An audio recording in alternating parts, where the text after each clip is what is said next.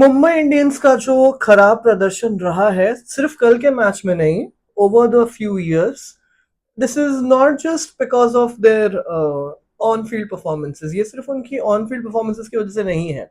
ये आपको पीछे जाना पड़ेगा। ये उनकी उन डिसीजंस की वजह से भी है जो उन्होंने प्रोबेबली डेस्परेट मेजर्स या पैनिक में सिचुएशंस में उन्होंने लिए थे।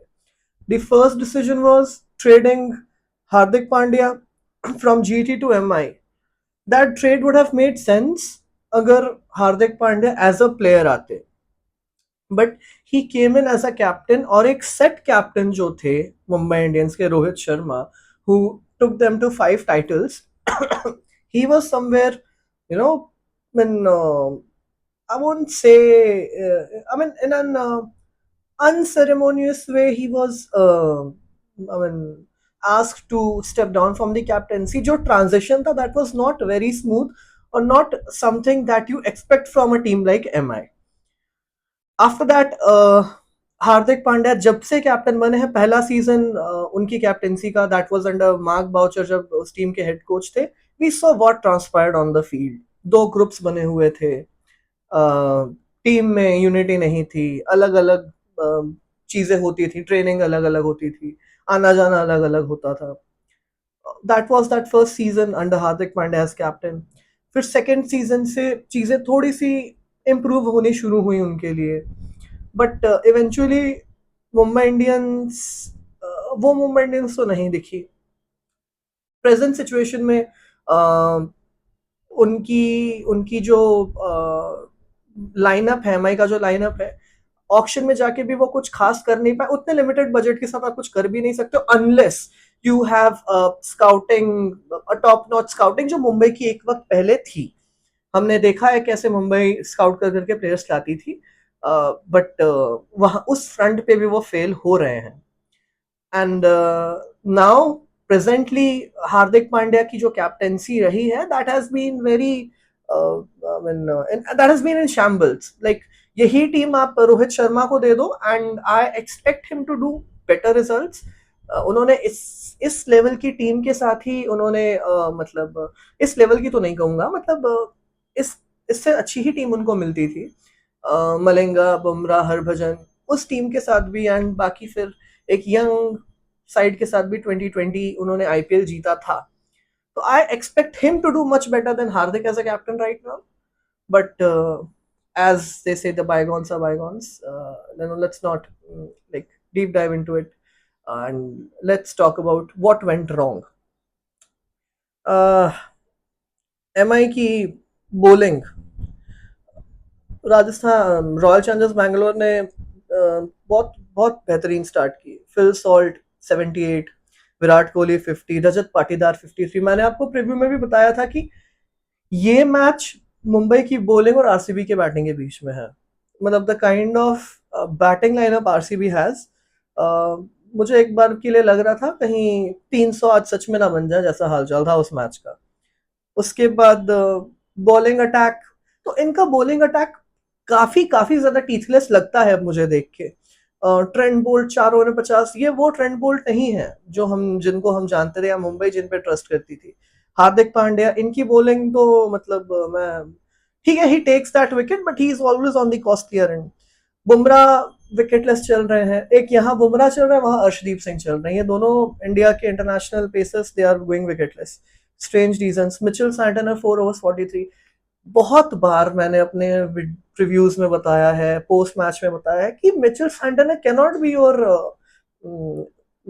Main spinner. He can not be your main spinner. वो आपके मतलब ठीक है, he can be your substitute spinner या backup spinner, but he can not be your main spinner. उसके बाद आप मयंक मार्कंडे, इनके बारे में भी मैंने सेम चीज कही है। आप मार्कंडे और सैंटनर के साथ अगर जाते हो किसी 11 में वॉक करते हुए as your spinners, then you are asking for trouble. Shardul Thakur 2 overs 32। फिर वही चीज है, जिस दिन लॉर्ड का दिन होगा उस दिन लॉर्ड आपको विकेट देंगे, नहीं तो लॉर्ड आपको दर्शन देने वाले नहीं है। This is kind of thing that happens. And now let's talk about MI's batting. MI's batting middle order नहीं चल रहा है। रोहित शर्मा रिटायर हर्ट हो गए, 19 रन बना के। रिकल्टन ने 37 रन बनाए। when I look at this middle order, it's in shambles again. MI की जो ये जो लाइनअप है MI का, ये 2022-23 वाला लाइनअप है. मतलब ये the template of playing is 2022-2023. T20 काफी आगे जा चुका है, काफी इवॉल्व कर चुका है. तिलक वर्मा कुछ खास कर नहीं रहे हैं काफी मैचेस से.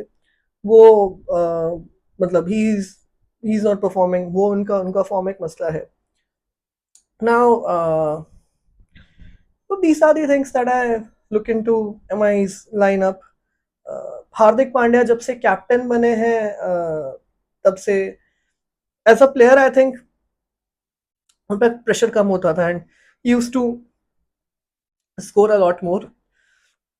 ऐसा नहीं है कि उनकी कैप्टनसी में टीम्स अच्छा नहीं कर रही हैं. टीम इतने अच्छा नहीं किया. GT did very well. GT में भी उनकी परफॉर्मेंसेस आई थी, बट यहाँ पे I feel he is taking that little bit of pressure on himself. Sherfane Rutherford ने 71 मारा. अब वही हारे हुए मैच के प्लेयर.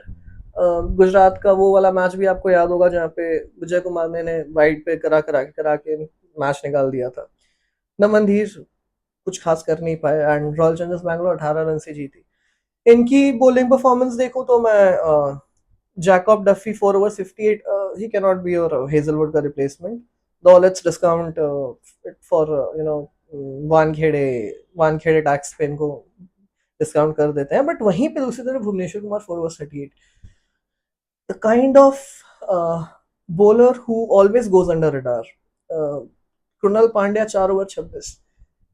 मतलब वही मैंने जब आपको बताया ना पहले कि वो जो ऑक्शन में जो गलतियां की हैं एमआई ने, कृणाल पांड्या को जाने दिया, राहुल चहर को जाने दिया, किसी और स्पिनर के लिए नहीं गए, सुयश शर्मा 4 ओवर 47 फॉर 2. तो ये गलतियां जो एमआई ने की हैं, ये उसका कलेक्टिव रिजल्ट है जो अब आपको नजर आ रहा है. ये 1 साल या 2 साल की बात नहीं है. This has happened over the years. आपने जो गलतियां उस वक्त की थी ट्रेडिंग में, कैप्टेंसी चेंज में, फिर ऑक्शन में कुछ नहीं लेने की, ये अब आप उसका नतीजा आप देख रहे हो. एंड आई फियर एमआई को पूरा ओवरहॉल करना पड़ेगा if they want to do if they want to change their fortunes. Without it मुझे चीज़ें काफ़ी मुश्किल लग रही हैं एमआई के लिए. आने वाले मैचेस में हमें देखना पड़ेगा कि do MI like try to bring in new guys जो उनके बेंच पे बैठे हुए हैं. बाहर बैठा बंदा सबको बैट्समैन लगता है, वो अलग बात है. बट देखना पड़ेगा कि एमआई मतलब तिलक वर्मा स्टेप अप करते हैं या नहीं. उसके बाद बाकी रोहित शर्मा, रिकल्टन चलते हैं तो टीम चलती है, नहीं चलते तो नहीं चलती है. बॉलिंग को स्टेप अप करना पड़ेगा. बुमराह को स्टेप अप करना पड़ेगा. बुमराह को इजीली लोग खेल दे रहे हैं, सेफली खेल दे रहे हैं. सो ये सब चीज़ें देखनी पड़ेंगी. अगला मैच इनका पंजाब के साथ है. The team who is on an unbeaten streak. And Punjab के साथ एमआई का हमेशा एक बहुत क्लोज एक मैच रहता है. सो वो भी एक चीज़ देखनी पड़ेगी कि कैसे रहेगा वो match.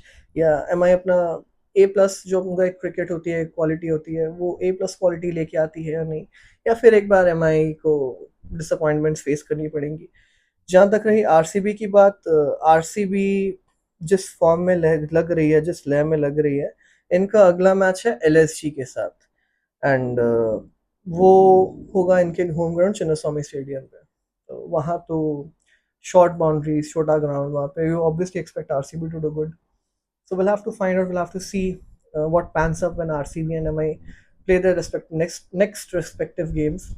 Do join us for previews and post-match discussions. Till then, take care. Thank you.